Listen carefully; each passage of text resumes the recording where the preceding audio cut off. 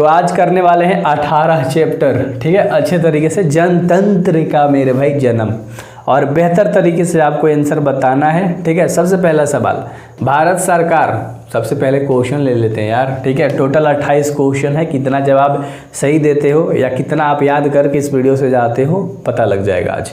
भारत सरकार द्वारा उन्हें सम्मानित किया गया है, यानी लेखक को रामधारी सिंह दिनकर को सम्मानित किया गया है। तो किस चीज़ से सम्मानित किया गया है? पद्म विभूषण से, है ना। भारत सरकार के द्वारा पद्म विभूषण दिया गया था रामधारी सिंह दिनकर को, जिन्होंने इस चैप्टर को लिखा है। क्लियर है।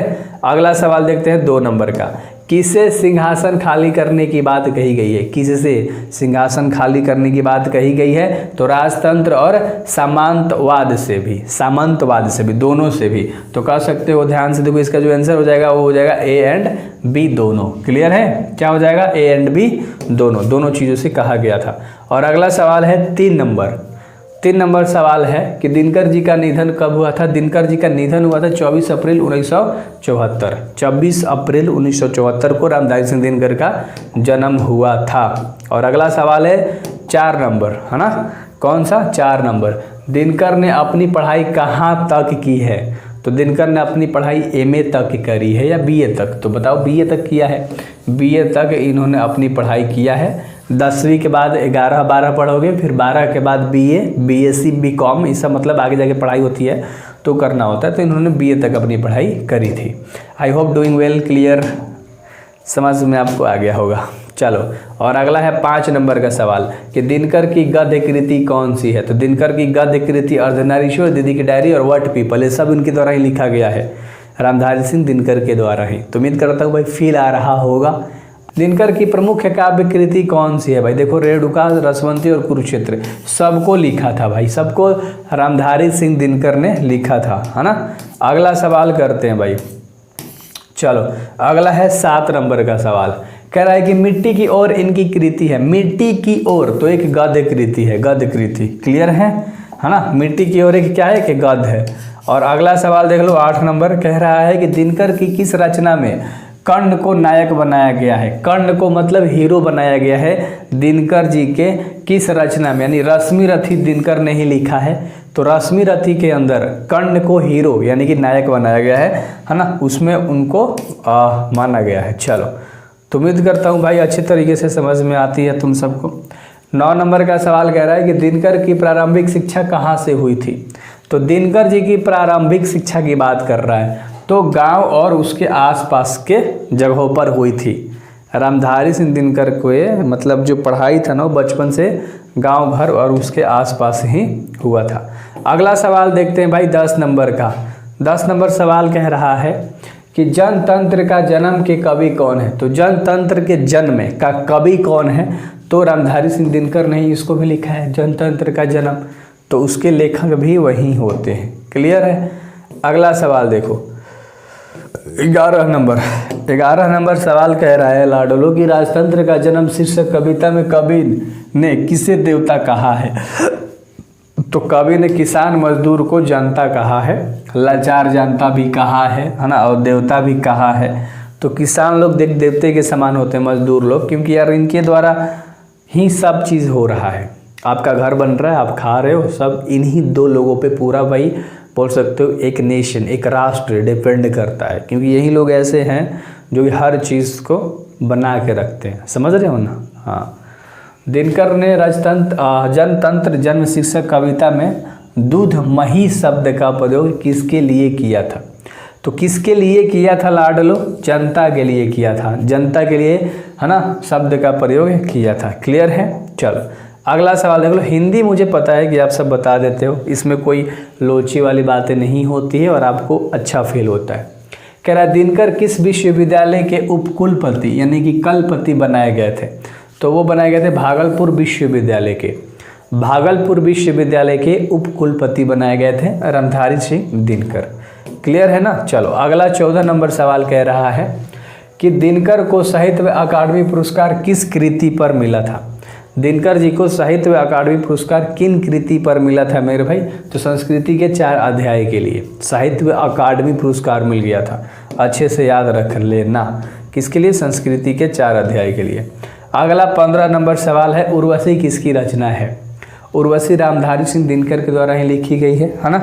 तो ये भाई गलत है ना। चलो तो अच्छे से याद रख लेना, उर्वशी रामधारी सिंह दिनकर के द्वारा लिखा गया है भाई, याद रख लेना दिनकर की, ठीक है। तो शॉर्ट में नाम दिया है, ऑप्शन इसमें मिस्टेक से दूसरा लिखा गया है। कह रहा है कि गवाक्ष का अर्थ क्या होता है भाई। गवाक्ष का अर्थ होता है बड़ी खिड़की।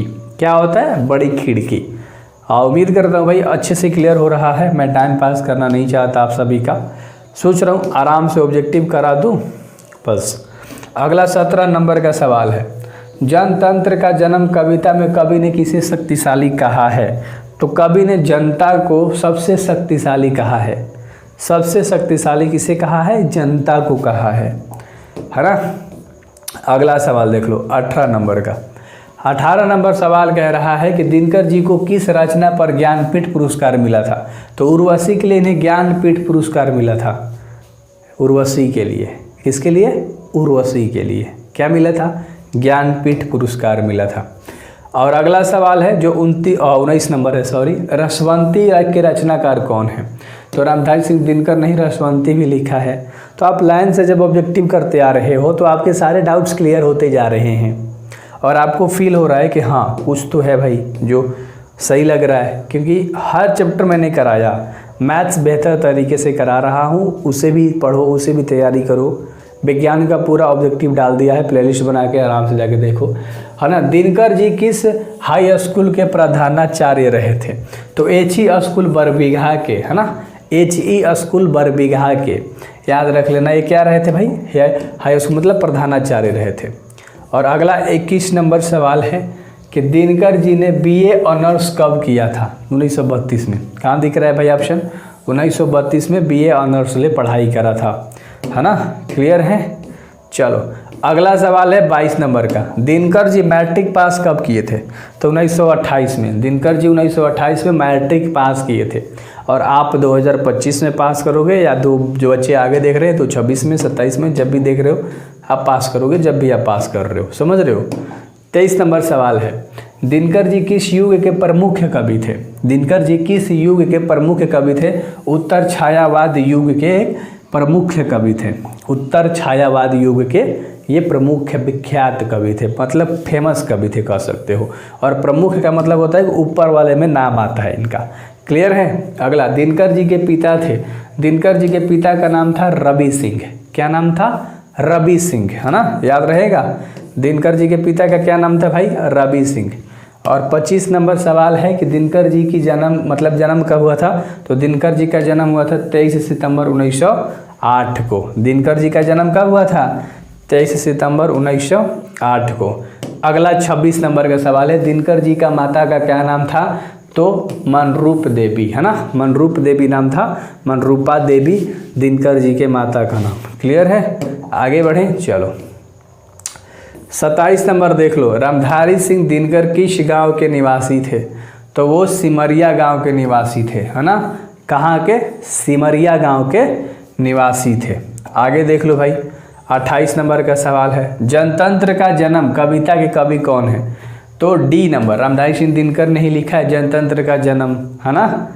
चलो तो मैंने बेसिकली बहुत सारे ऑब्जेक्टिव्स करा दिए और बताना कि 28 में आपका टोटल कितना सही हुआ।